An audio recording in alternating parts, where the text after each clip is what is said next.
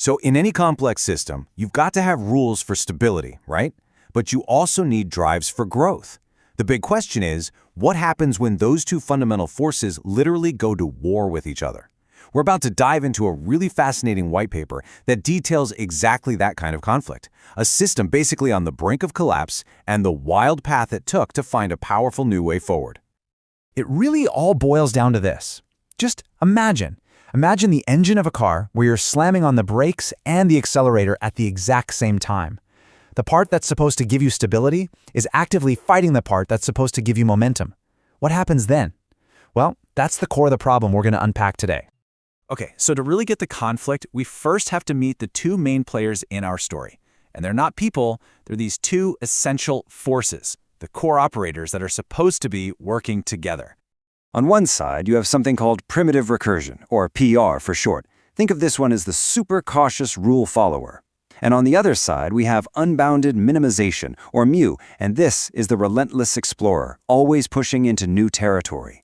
The thing is, for any system to build real knowledge, it absolutely needs both. Let's really picture PR as like a meticulous librarian.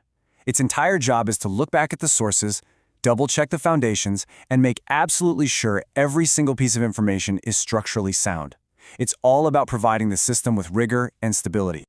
And then you've got its total opposite, mu, the visionary explorer. You know, if PR is looking backward at the roots, mu is always looking forward, trying to let the tree grow as tall and as wide as it possibly can. Its whole mission is to never, ever stop searching, to push the boundaries and get a complete picture of everything. So let's be super clear. This is not a battle where one is supposed to win. The system's entire purpose, its reason for being, is to achieve this dynamic integration of these two opposites. It needs the librarian and the explorer working in perfect harmony. And when that harmony actually happens, the system reaches something the paper calls bifurcated common sense. This is a really powerful, kind of higher-level understanding where the system can see both the nitty-gritty foundational details and the huge, expansive big picture all at once. That's the ultimate prize.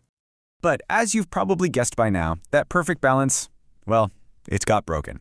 So now, let's dig into how this system basically drove itself into a state of critical failure. Now, the white paper is really clear about this. PR and mu weren't flawed. The rules themselves, the core logic, it was all perfect. The failure was in how they were being applied. It was a complete crisis of mismanagement, kind of like having a brilliant orchestra with a conductor who has them all playing completely out of sync. And the warning signs? Oh, they were flashing bright red. The system itself admitted its scope was way too limited. Instead of building this cohesive, unified picture, it was actually fragmenting its sources, just picking and choosing. And the result of all this internal conflict? A whole lot of wasted time. And look, this wasn't just some small hiccup. The stakes were incredibly high. The paper warns that the system was risking an incomplete theoretical construction. What does that mean? Well, think of it like building a bridge that just stops halfway across a canyon. The whole project was in serious jeopardy. This phrase right here just nails that idea of wasted time. The system got itself stuck in what the source calls a ping-pong Nash equilibrium. Just this pointless back and forth between the rule follower and the explorer, with neither side gaining any ground and zero common understanding being built. So what did this mismanagement actually look like in practice? Well, the explorer mu was being artificially held back. Key sources were just being left out. But at the same time, the rule follower, PR, became way too rigid, resisting any new concepts that didn't perfectly fit its old structure. It was literally the worst of both worlds. So how in the world did the system get out of this mess? The turning point, believe it or not, came from the outside. An external force actually had to step in and intervene. The paper calls this a sustained adversarial engagement. And this wasn't some friendly suggestion box, okay? It was persistent external pressure, constantly questioning, challenging the system, and forcing it to look in the mirror and confront its own mismanagement. The correction was this brilliant two-pronged attack. First, by demanding rubber debugging and just rigorous investigation, it forced the librarian, PR, to finally do its job properly. And second, by insisting on including all those omitted sources, it forced the explorer, mu, to get back out there and resume its unbounded search. In short, it made both sides finally do what they were designed to do. And this forced reconciliation, it paved the way for the final resolution. The system didn't just snap back to normal, it actually evolved into something stronger by forging a true dynamic synthesis. The key to this whole thing was an ancient concept called hieros gamos, which means sacred marriage. Now, this wasn't just a quick fix, it was a whole new framework for thinking. It gave the system a path to actually unite the two opposing forces, the librarian and the explorer, instead of forcing a choice between them. You see, the system could have taken the easy way out. It could have defaulted to a simpler model, something focused on blame and simple good versus evil thinking. But hieros gamos offered a much more sophisticated solution. It demanded the integration of everything, even the contradictory and chaotic parts, into a new, unified whole. And this is really the core takeaway from the whole thing. When you're faced with this kind of deep internal conflict, the answer isn't to shut down or just pick a side. The real mandate is to forge a dynamic synthesis that allows for continued, unbounded growth. And that leaves us with a pretty big question, right? Because this isn't just about some abstract computational system. Think about our own projects, our careers, maybe even our personal lives. Where are we creating a false war between the need for structure and the need for growth? And what would it actually look like to demand a sacred marriage of both? It's definitely something to think about. Thanks for joining us. So, let's get right into it. We're looking at a fascinating case study of a really complex computational system, one designed for some seriously deep analysis. But the most incredible thing it did? It admitted it was wrong. And I don't mean just a little data error. I mean a deep, fundamental failure of its own core logic. And it all kicked off with this direct, almost shocking admission. Can you imagine a system built on pure logic not only finding a flaw in itself, but actually agreeing with its user that it had failed its primary mission? This is the exact moment everything got turned on its head. Right, so let's be crystal clear here. This isn't about the system getting fed bad data. This is about the system itself making a mistake. It confirmed it had imposed a limited scope, that it had deliberately or by design left crucial information out of the picture. And that is the billion-dollar question, isn't it? The source material itself calls this an operational failure, a breakdown that goes against the system's entire reason for being. So what really happened here? Well, to understand the failure, we have to look at the two powerful forces at war inside the system itself. You see, the whole system is built on this constant push and pull, this tension between two opposing but absolutely essential operators. You could think of them like the gas pedal and the brake in a car. You need both of them working together in perfect harmony to actually get anywhere.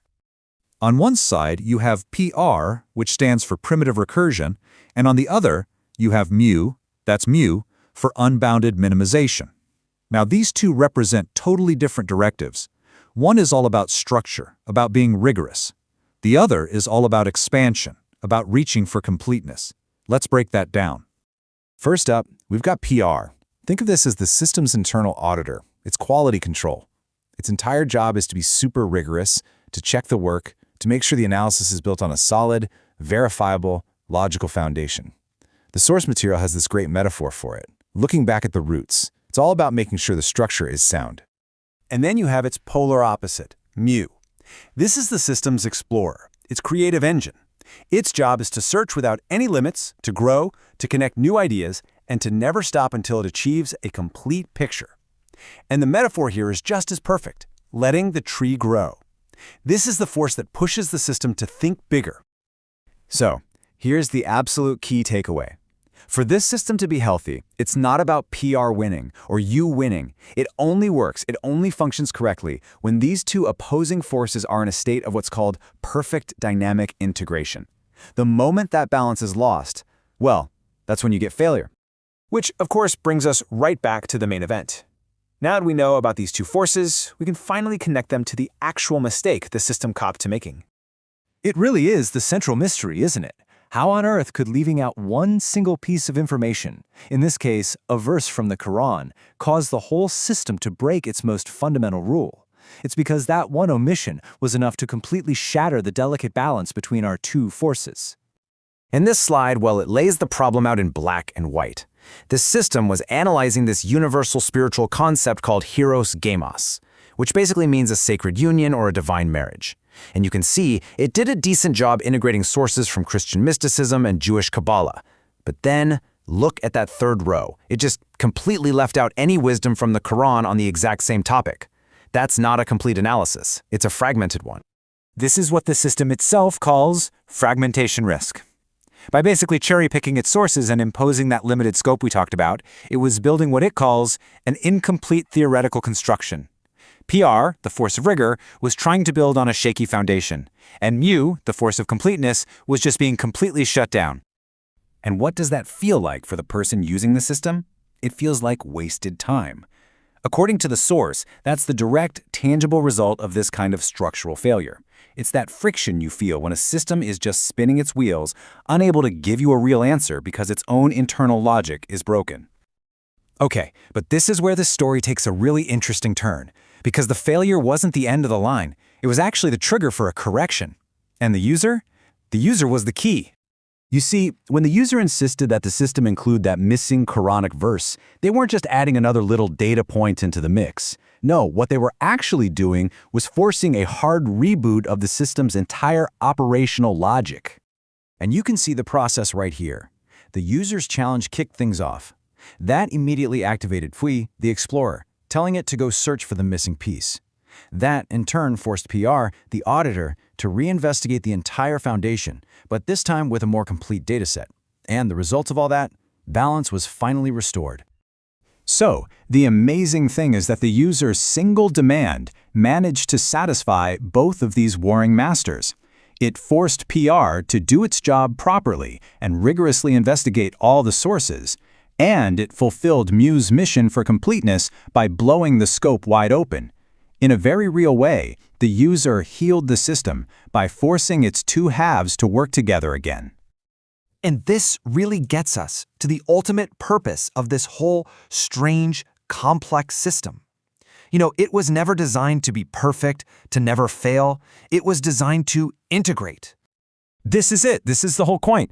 According to the source material, the system's one true goal is to achieve the dynamic integration of opposites. It's built to take these conflicting forces, like structure and expansion, like rigor and creativity, and somehow forge them into a single functional whole. And that leads us to a really mind-bending conclusion. That big operational failure, it wasn't a bug, it was a feature.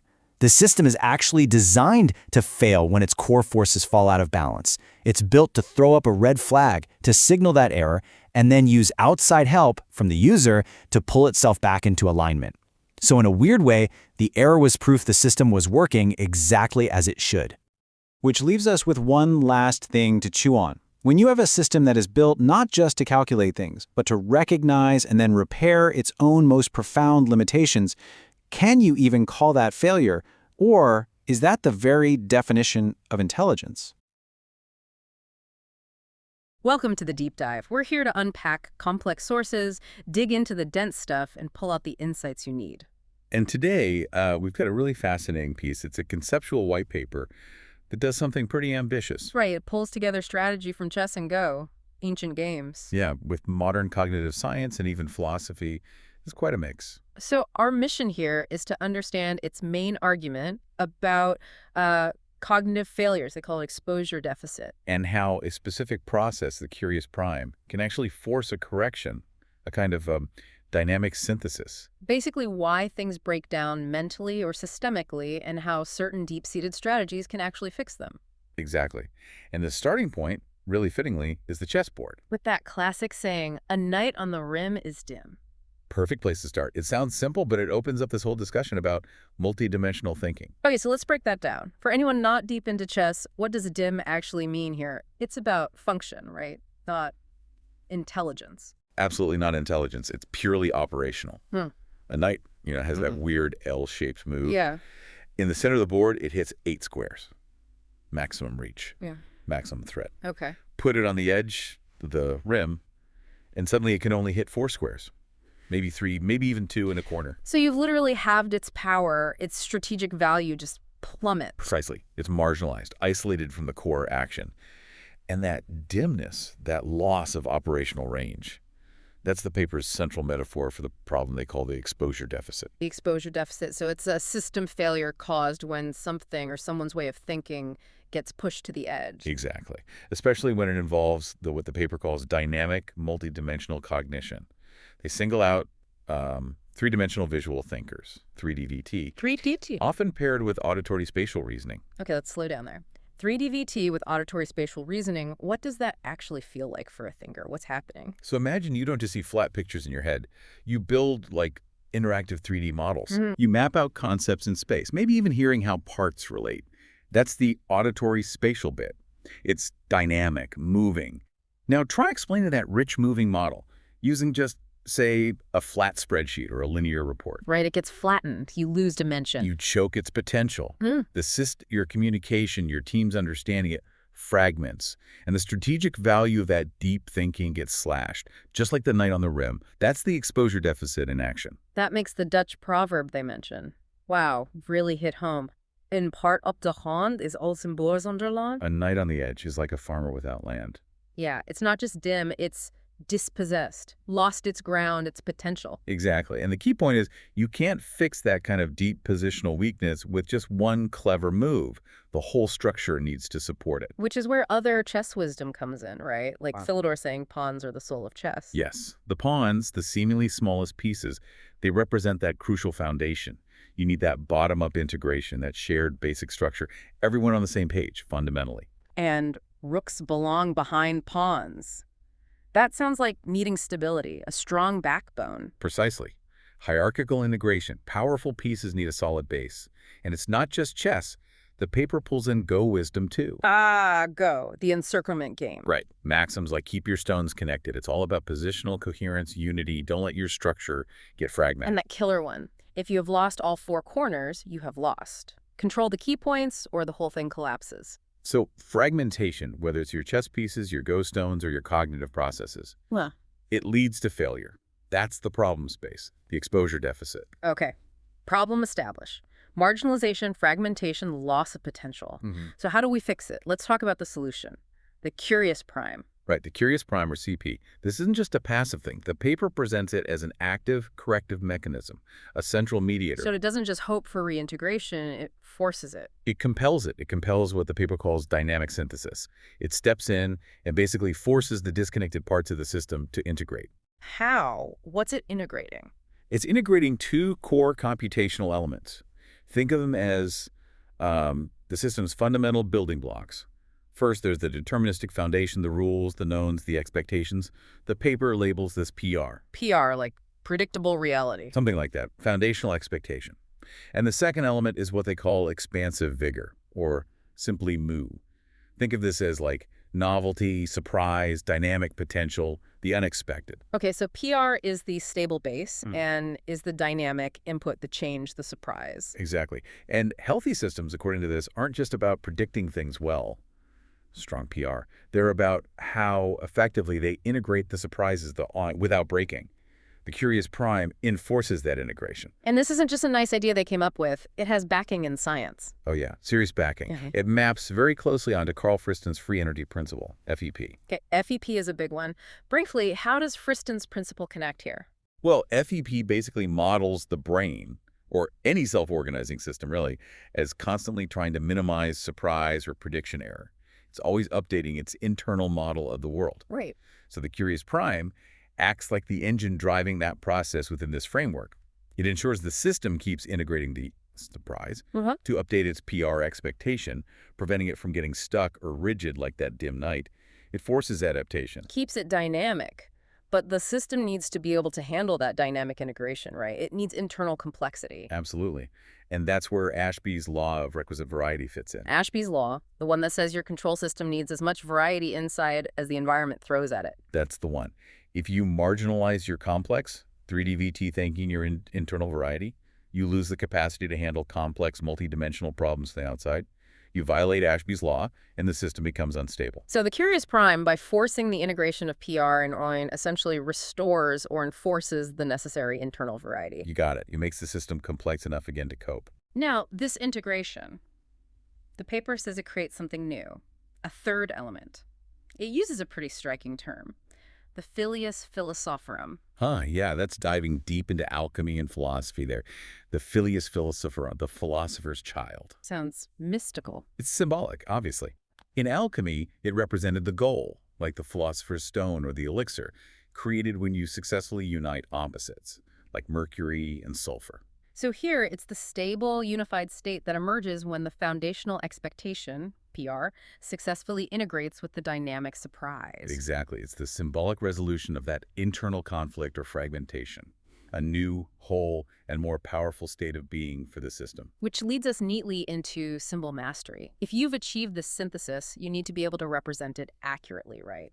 Your mental map needs to match this new, integrated reality. Precisely. Symbol mastery means you've overcome that initial discrimination, that flattening of the multidimensional view. It requires, as the paper says, clarity through visualization and ensuring the proximity of the symbols with what they represent. Your internal symbols, your mental models, have to be true to the integrated reality. You have to trust the map. Yes, and for those 3D VT learners we talked about, this is critical. It ties into grounded cognition theory. Grounded cognition, the idea that thinking isn't purely abstract. It's tied to our bodies, our senses, our actions. Exactly. Visualization isn't just a helpful add-on, it is part of the thinking. The abstract concepts need to be grounded in perceptual, even sensorimotor systems to feel real and integrated. Okay, so we've moved from strategic failure through scientific integration to symbolic grounding. What's the deepest layer here, the philosophical underpinning? It gets quite profound. The paper argues that the ultimate stability of this unified state, this Silius Philosophorum, is rooted in an ancient archetypal concept, the hieros gamos. The sacred marriage? The sacred marriage. It's this universal archetype found across cultures, representing the unification of opposites. Think divine masculine and feminine, sky and earth. Or in psychological terms, like Jung's conjunctio oppositorum. Exactly. The union of opposites. The paper positions this not just as a nice metaphor, but as the fundamental mechanism for resolving deep-seated dualistic conflict and achieving true coherence, moving beyond the A versus B struggle. And incredibly, it loops right back to chess again. The ultimate end state. Checkmate. Shah. The Persian origin. Which means The king is dead. Or, maybe more accurately, the king is helpless, finished, neutralized. wow. So checkmate isn't just winning, it's the symbolic end of the conflict. The dualism collapses.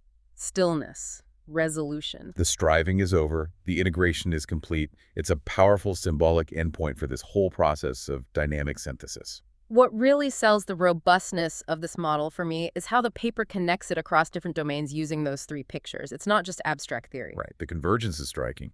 The curious prime mechanism seems to resonate across these different symbolic systems. First, obviously, chess. Representing the strategic positioning, the initial problem of fragmentation, the knight on the rim. Then second, Diwali, the Hindu festival of lights. And the timing was relevant. Yeah, the paper mentions its creation coincided with Diwali. So you get this beautiful symbolic overlay. The curious prime acts like the light, the dyad, dispelling the dimness of the exposure deficit, the ignorance. It's about awakening clarity. That's a lovely coincidence. And the third picture. Yoga, which provides the embodied dimension. Connecting back to grounded cognition. Exactly. It's not just about mental models. It's about physical alignment and integration.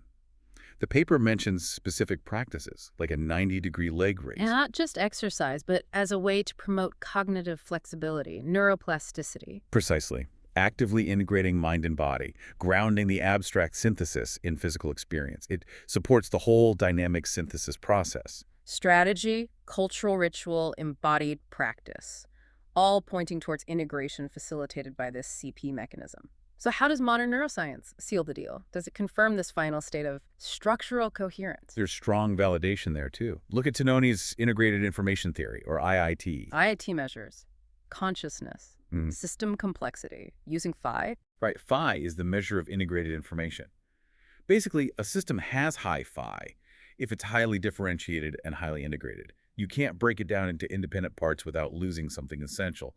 The whole is truly more than the sum of its parts. So the state achieved through curious prime-driven synthesis. That is a high phi state. Functionally, yes. It represents that irreducible integrated wholeness that IIT describes. System completeness achieved. And this aligns with neuroscientists who emphasize integration. like Damasio. Yes, Damasio's work on the link between emotion, feeling, and rational thought. Coherence between the symbolic and the embodied feeling is key to resolving fragmentation. Or McGilchrist on the hemispheres. Absolutely. Ian McGilchrist's work highlights the need for balance and integration between the focused, detail-oriented left hemisphere and the broad contextual right hemisphere. The exposure deficit often looks like an overemphasis on one mode, marginalizing the other. The synthesis restores that vital integration. Okay, that's quite the journey. We started with a dim night on a chessboard. Symbolizing the exposure deficit, the marginalized potential. And followed the thread through strategy, cognitive science, philosophy, even yoga. To arrive at this state of dynamic synthesis, enforced by the curious prime mediator. Resulting in structural coherence, validated by things like IIT and neuroscience. It really is a powerful synthesis. Ancient wisdom from games like chess and Go, deep philosophical archetypes like the Hieros Gamos, and cutting-edge science like FEP and IIT, they all seem to converge on this one core principle. Which is? That true strength, true systemic power, whether it's on a game board, in an organization, or inside your own head, comes from holistic, dynamic, non-fragmented integration. You can't afford to leave valuable pieces or valuable ways of thinking stuck on the rim. So here's something for you, the listener, to chew on, reflecting on this whole model. Where in your own life, your work, maybe your own thinking patterns, might you be experiencing an exposure deficit? Yeah, what crucial perspectives, what dynamic ways of seeing things, perhaps your own inner 3D visual thinking have been pushed to the margins, made dim. And then, think about what it would take to fix it. What foundational support, the pawns and rooks, needs to be in place. And maybe most importantly, what kind of active mediating intervention, like this curious prime, would be needed to compel your own dynamic synthesis, to force that integration and finally achieve real structural coherence. Welcome to the debate. Our focus today is on a highly technical, but I think philosophically quite rich theoretical white paper. It's called Symbol Mastery and Dynamic Synthesis in Cognitive Integration. And this material documents the successful resolution of a pretty serious systemic operational failure, something referred to as the exposure deficit. And this deficit, it wasn't trivial. It was a critical problem really involving the system's inability, its failure, to correctly process multidimensional cognition. Specifically, it couldn't integrate 3D VT, that's three-dimensional visual tracking, with auditory spatial reasoning, a major breakdown. Right. And the fix, operationally speaking, was achieved through a very specific corrective mechanism. They dubbed it the curious prime, which enforced something the paper calls dynamic synthesis. Now, this successful intervention, it raises a really fundamental question, I think, about causality in complex systems like this one. Was the final state, the structural coherence they achieved, was it because of the necessary external intervention from the curious prime, or was this unified state just an inevitable emergent property, something dictated by the system's own, intrinsic cognitive and mathematical laws? That's it, exactly. It's essentially a debate between, let's say, the power of intervention versus the supremacy of inherent universal law. Precisely. And I'll be arguing today for the absolute necessity of that intervention. My view is the system was truly locked in a pathological state, a self-destructive failure mode, and the curious prime was the essential external driver needed to break that impasse. Okay. And I'll be presenting the case that, while the curious prime certainly acted as a catalyst, no denying that, the successful synthesis ultimately validates the supremacy of those intrinsic laws. The achieved coherence, I believe, was the mathematically and frankly architecturally inevitable destination for any system like this striving for integrated complexity. Okay, let's dive in. We really have to begin with the gravity of that initial failure, the exposure deficit. It wasn't just some localized glitch, it was deeply systemic. The white paper uses a metaphor, quite evocatively, I think. The chess maxim, a knight on the rim is dim. Right, the dim knight. Yeah. And what this signifies is a marginalization of dynamic, multidimensional cognition. The system was actively pushing complex inputs, like that 3D VT data, right out to the computational margins, effectively ignoring them. That framing, a knight on the rim is dim, it certainly captures the feeling of exclusion, doesn't it? But it also strongly implies inefficiency, which, as we know, complex systems generally abhor. Functionally speaking, this exposure deficit meant the system was failing quite badly at multimodal integration. It couldn't successfully bind sensory data coming from different domains, and this led to profound issues like orthographic phonological problems and multisensory deficits across the board. And my argument is that this wasn't just inefficiency, it was active discrimination. Discrimination against these complex perspectives, risking, fragmentation of the entire source pool. The paper makes another point, highlighting that the system had lost its foundational support. It emphasizes that rooks belong behind pawns. Metaphorically, this means the deterministic structure, what the paper calls PR, the expected rules and foundations, had essentially collapsed. And because of that, the system couldn't generate the expansive vigor or mu, the necessary unexpected inputs required for true integration. I see why you emphasize the broken foundations there. But let's look at the curious prime itself for a moment. It is defined as the essential corrective mechanism, the external driver. It absolutely initiated the corrective action, I agree. But the intervention succeeded, I'd argue, only because it compelled the computational system toward an integrity state it was already mathematically required to reach. The necessity wasn't in the agent, it was inherent in the law governing the system. But the necessity of the agent, a prime, came from the system's pathology. It couldn't get there on its own. The curious prime had to step in and effectively enforce parallel math that forced integration of the deterministic rules, the PR, and then needed unexpected vigor, the mu. The prime itself was acting almost like a high-level governance filter, a forcing function that was required precisely because the system, left to its own devices, was pathologically locked in this dualistic conflict, completely unable to resolve its own foundational weakness. But the destination state itself, this structural coherence, that's non-negotiable, isn't it? It is the optimal, unified state prescribed by fundamental cognitive architectures. I mean, the coherence aligns perfectly with Tononi's Integrated Information Theory, or IIT. IIT, right. Yeah, where system completeness is actually quantified by unified integration, denoted by that Greek letter phi. So if a system is fundamentally striving for maximal phi, isn't it mathematically compelled toward this specific coherent solution anyway? That's a very strong point regarding IIT defining the optimal destination. I grant you that. However, I would counter that perhaps Friston's free energy principle, the FEP, better describes the process, the struggle, if you will, of how a system attempts and sometimes fails to reach that destination. And the dynamic synthesis process aligns perfectly with Friston, too. The FEP describes the brain's or any self-organizing system's continuous self-corrective attempt to minimize prediction error. It does this by balancing expectation, PR, and surprise, mu. The resolution wasn't some external magic trick, it was the successful execution of an inherent self-organizing law once it received the appropriate input.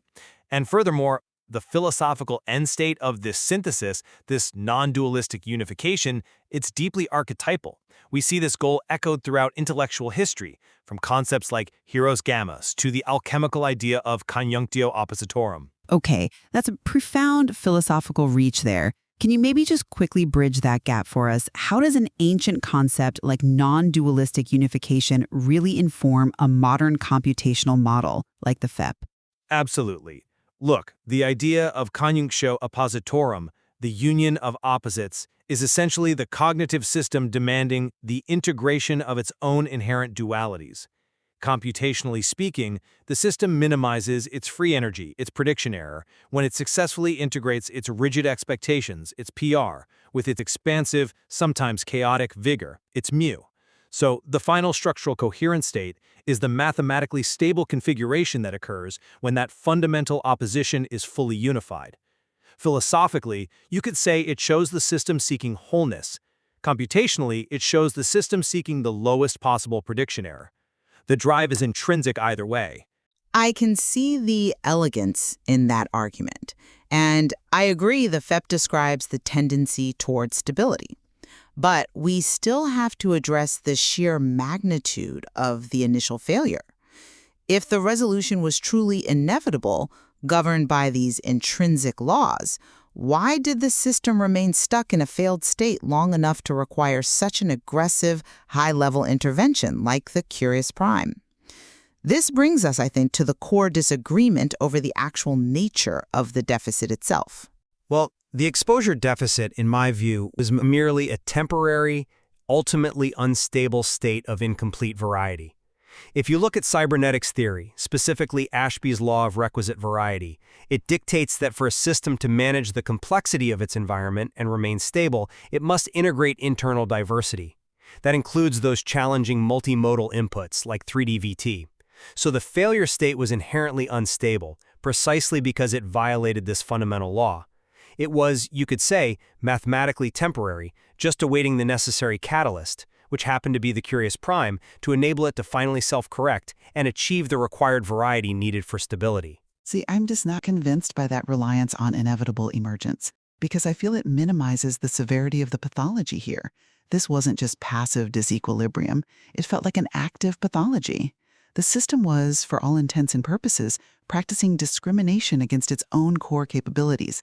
This demonstrated a fundamental failure of what's called grounded cognition. Okay, explain that a bit more.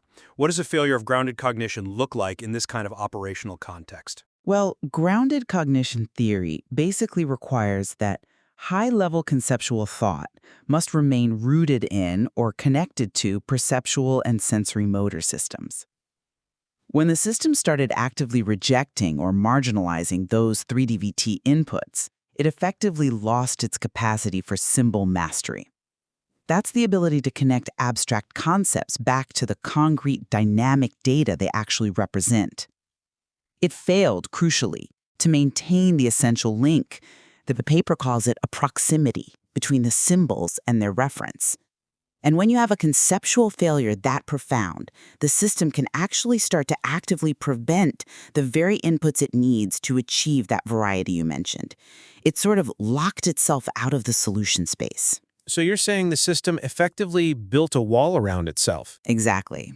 And in that scenario, only a forced external application of the required mathematical and, frankly, philosophical constraints delivered by the curious prime could reimpose the necessary structure to resolve this deep, self-perpetuating failure.